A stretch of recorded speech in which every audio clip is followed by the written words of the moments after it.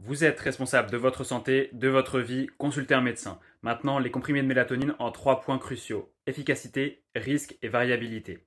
Efficacité. Plus faible qu'un placebo. C'est écrit sur prescrire. Un placebo, c'est quoi? C'est une gélule avec rien du tout dedans. Et ce, quelle que soit la dose utilisée des comprimés de mélatonine. Donc efficacité, pas très bonne. Ensuite, risque. Premier risque auquel je pense, hormonal.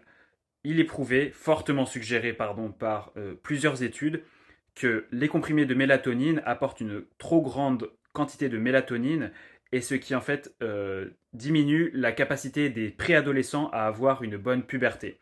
Ça pourrait être expliqué par le fait que déjà la mélatonine n'est pas que l'hormone du sommeil, mais qu'elle est au carrefour de nos fonctions physiques et psychologiques et hormonales, mais aussi et surtout que la glande pinéale en fait sert également indirectement à la production des hormones sexuelles.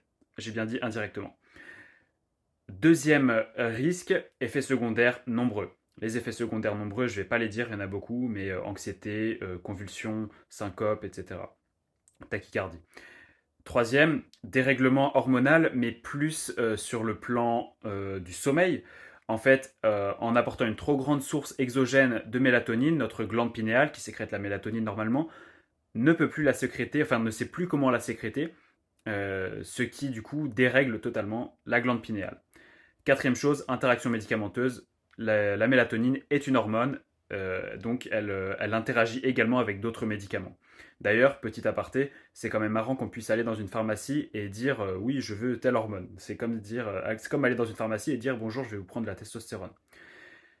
Troisième chose, variabilité. Une étude suggère fortement également que quand on prend un comprimé de mélatonine, la dose effective que l'on ingère, que l'on a en fait, qui est disponible dans notre sang, est en vérité entre 15 et 450% la dose annoncée. Donc pour dormir rapidement et profondément, mon avis sur la question, c'est de contrôler son environnement lumineux en journée et en soirée, plutôt que de prendre des hormones.